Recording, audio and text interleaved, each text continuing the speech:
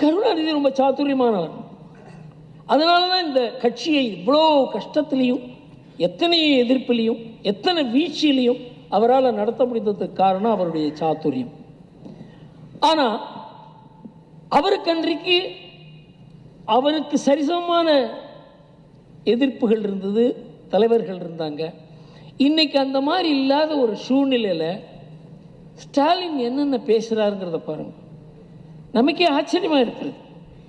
இந்த மாதிரி அதாவது தன்னைத்தானே புகழ்ந்து கொள்கிறார். நான் இரவும் பகலும் உழைக்கிறேன்.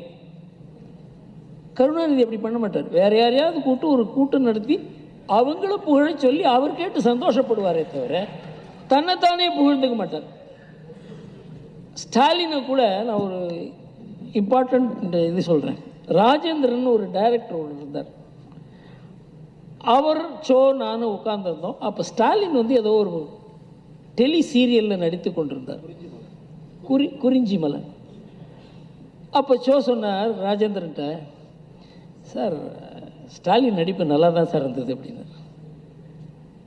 அவர் போய் கருணாநிதி கிட்ட இந்த வத்தி வச்சுட்டார். கருணாநிதி மறுநாள் ஃபோன் பண்ணி, நீங்கள் தனிப்பட்ட முறையில் சொன்னதை ஒரு கூட்டம் நடத்துகிறேன், நீங்கள் அங்கே சொல்லணும். அதாவது ஸ்டாலினை தான் புகழாமல் வைத்து புகழ்ந்து அதன் மூலமாக ஜெயலலிதாவுக்கும் வுக்கும் ஒரு பிளவே ஏற்பட்டது. முக்கியமான விஷயம் என்னவென்றால், இன்னொருவரை வைத்து தன்னையோ தன்னுடைய குடும்பத்தையோ தன்னுடைய வாரிசையோ புகழ வைப்பது என்பது அவருடைய சாதுரியம். ஆனால் இவர், என்னுடைய பிள்ளைக்கு நான் 100 மார்க் தருவேன், என் அப்பாவை போல ஒரு உயர்ந்த முதல்வரையே பார்க்க முடியாது.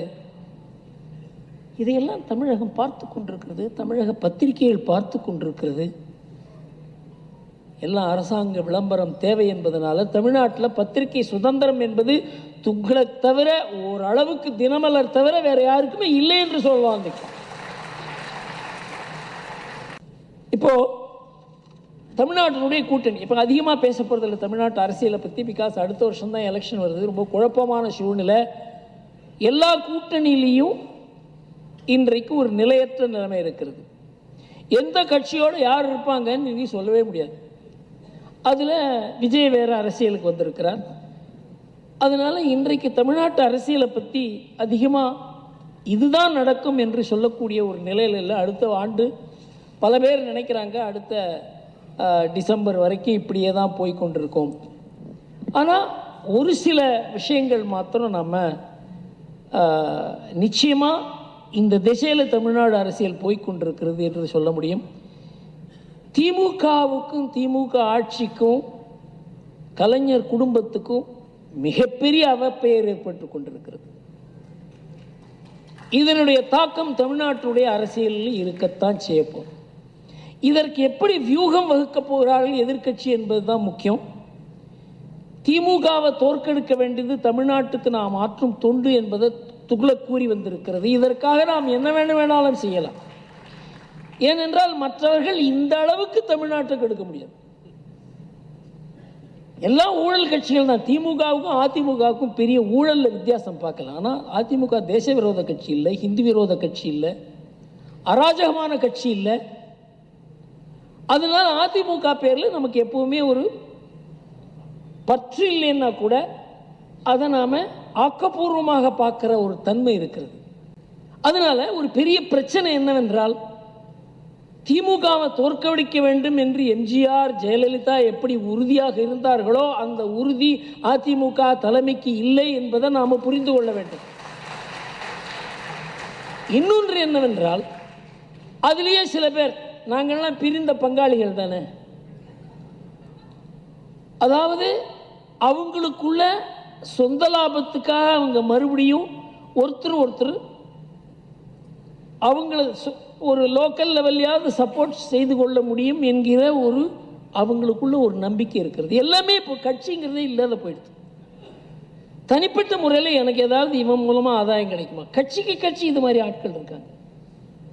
மாறுபட்ட கட்சிகளே ரொம்ப குறைச்சல். பிஜேபியே சொல்லலாம், கட்சி கொள்கை நாடு அப்படிங்கிறது ஒரு பிடித்தம் இருக்கு கட்சி.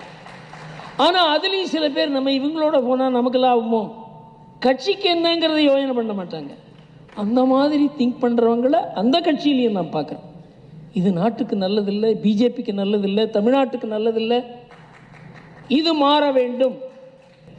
ஸ்டாலின் ஆட்சிக்கு வந்தபோது, ஸ்டாலின் கட்சியை கையில் எடுத்துக்கொண்ட போது துக்ளக் கூறியது,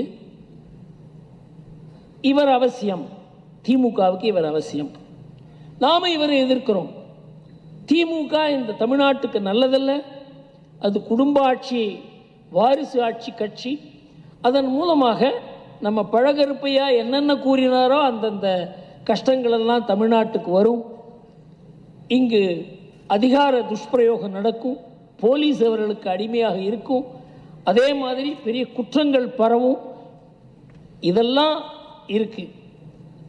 ஆனால் இவர் பதவிக்கு வந்த பிறகு நாம் சொன்னோம், இது மக்கள் கொடுத்த முடிவு, நாம் எதிர்த்தோம், ஆனால் இது மக்கள் கொடுத்த முடிவு, இவர் நல்லபடியாக நடப்பாரா இல்லையா என்பதை நாம் கண்காணிப்போம். அதில் 3-4 விஷயங்கள் உங்களுக்கு கூற வேண்டியது அவசியம்.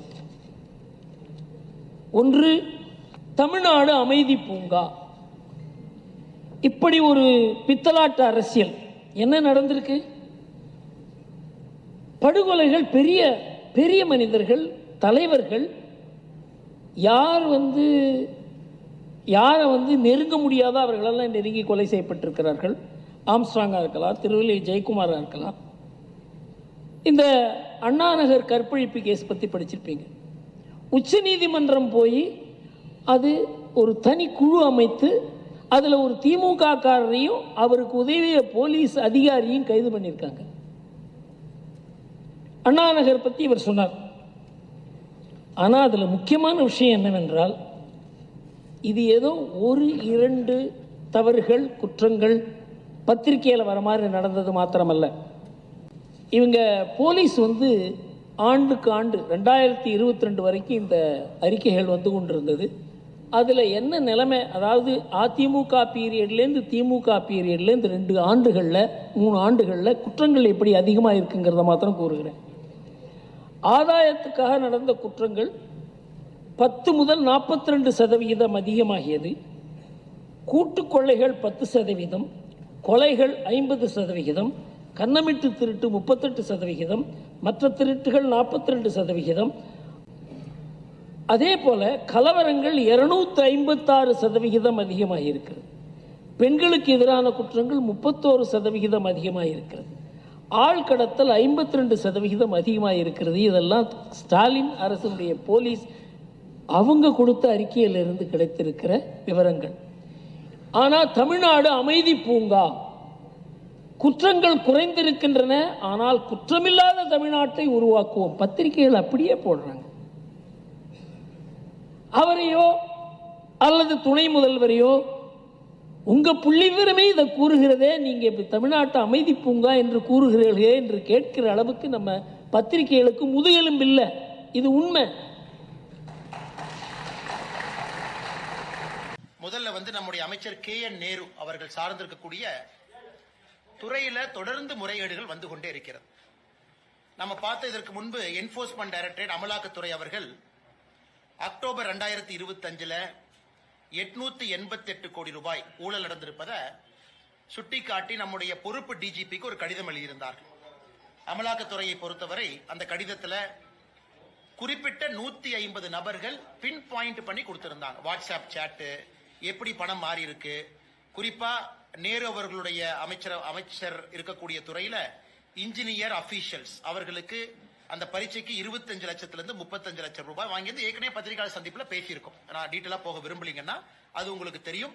அது சம்பந்தமாக இதுவரை ஒரு வழக்கு கூட காவல்துறை பதிவு செய்யவில்லை. இது முதல். இரண்டாவது, மறுபடியும் நம்முடைய அமலாக்கத்துறை தமிழகத்தினுடைய பொறுப்பு டிஜிபி அவர்களுக்கு மறுபடியும் ஒரு கடிதம் எழுதியிருக்கிறாங்க. டிசம்பர் 3 கடிதம் எழுதியிருக்கிறாங்க. அதுல 258 பக்கம் அந்த கடிதம். இரண்டாவது முறை இது திரு நேரு அவர்கள் சம்பந்தப்பட்ட முனிசிபல் அட்மினிஸ்ட்ரேஷன், வாட்டர் சப்ளை, நகராட்சி நிர்வாகத்துறையில குடிநீர் வழங்கல், அந்த துறையில 1020 கோடி ரூபாய் ஊழல் நடந்திருப்பதற்கான ப்ரூஃப் அட்டாச் பண்ணியிருக்கிறாங்க.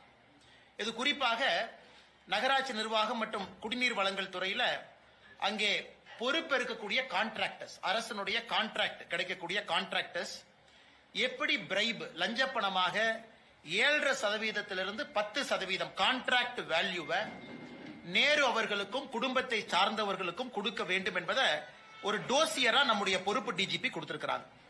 இதில் நீங்க நல்லா இந்த டோசியரை பாத்தீங்கன்னா, இது வந்து தமிழ்நாட்டில் மத்திய அரசு பணத்துல கட்டப்படக்கூடிய பப்ளிக் டாய்லெட், சானிடேஷன் சர்வீஸ் சுகாதாரத்துறை சம்பந்தப்பட்டது, நபார்டு வங்கியினுடைய பணத்தை வாங்கி நடக்கக்கூடிய ப்ராஜெக்ட், வாட்டர் ரெனோவேஷன் ஒர்க் அதாவது ஆறு ஏரி சம்பந்தப்பட்ட வேலைகள், சிவிக் கன்ஸ்ட்ரக்ஷன் ப்ராஜெக்ட். இதுல வந்து மத்திய அரசினுடைய பணமும் கூட மாநில அரசுக்கு வந்து அது நேரு அவர்களுடைய துறையின் மூலமாக இம்ப்ளிமெண்ட் ஆகக்கூடிய முனிசிபல் அட்மினிஸ்ட்ரேஷன் வாட்டர் சப்ளை.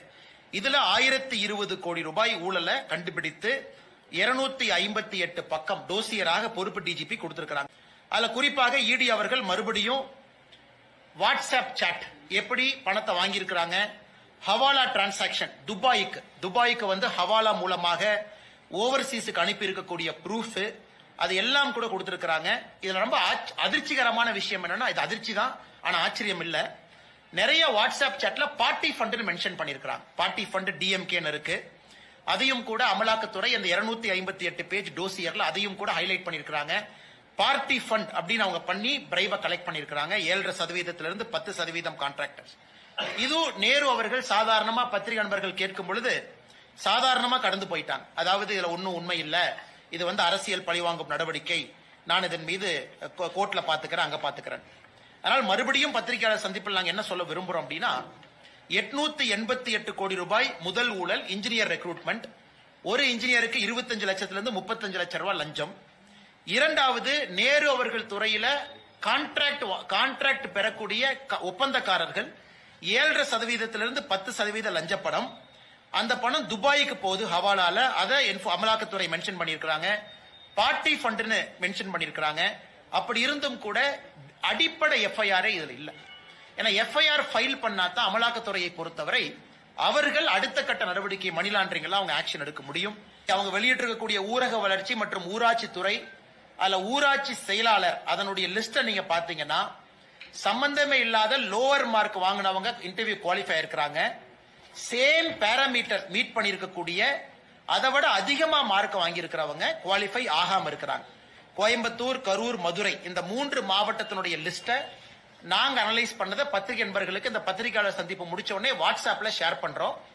அதாவது செலக்ட் ஆனவங்க கிரைட்டீரியா என்ன, நாட் செலக்டட் கிரைட்டீரியா என்ன, செலக்ட் ஆனவங்க கிரைட்டீரியாவோட நாட் செலக்டட் பெட்டரா இருந்தும் செலக்ட் ஆகல. சோ இவ்வளவு குளறுபடிகளை இன்னைக்கு வெளியிட்டிருக்கக்கூடிய லிஸ்ட், இதிலும் கூட லஞ்சம் கைமாறி இருப்பதாக பெரிய அளவில் குற்றச்சாட்டுகள் வந்து கொண்டிருக்கிறது என்று காலையிலிருந்து.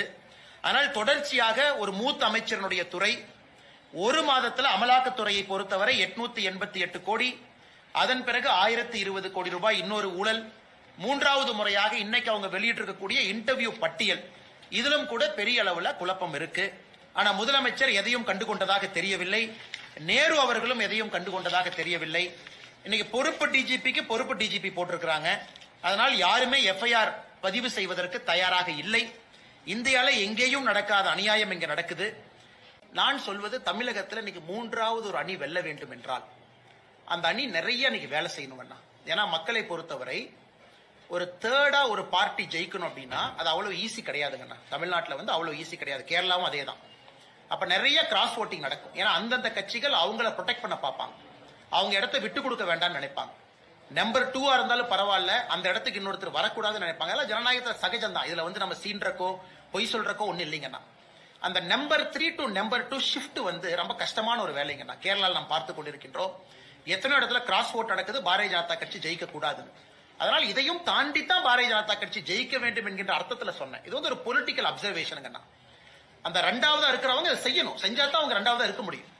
1வதா இருக்கிறவங்க செஞ்சாதான் 1வதா இருக்க முடியும். மத்தவங்க நினைக்கிற மாதிரி நேரா 3ல இருந்து 2, 1 அப்படிலாம் தமிழ்நாட்டில் நடக்காதுங்கன்னா, நிறைய போராட்டங்களை சந்தித்து தான் பாரதிய ஜனதா கட்சி இங்கே வளர முடியும் என்பதை நான் 2024 தேர்தல் களத்தை மையமா வச்சு அந்த தனியார் டிவி நெட்வொர்க்ல நான் குறிப்பிட்டேன். எப்படி கேரளாலே அதே தான் பிஜேபிக்கு நடக்குதுன்னு. ஆனா 2வது இருக்கக்கூடிய கட்சி எல்லாம் செய்வாங்க, அவங்க 3வது போகக்கூடாது. அது அந்த கட்சி செய்ய வேண்டிய வேலை, அவங்களுடைய கடமை, அவங்களுடைய கர்மா அவங்க பண்ணட்டுங்கன்னா, எங்களுடைய கர்மா நேரா ஜெயிக்கணும்னா இன்னும் பல வித்தைகளை, பல வேலைகளை, பல சண்டைகளை தாண்டித்தான் மேல வரணும். அதுதான் என்னுடைய கருத்தை தவிர இதை குற்றம் சாட்டுவதற்கான கருத்து இல்லை.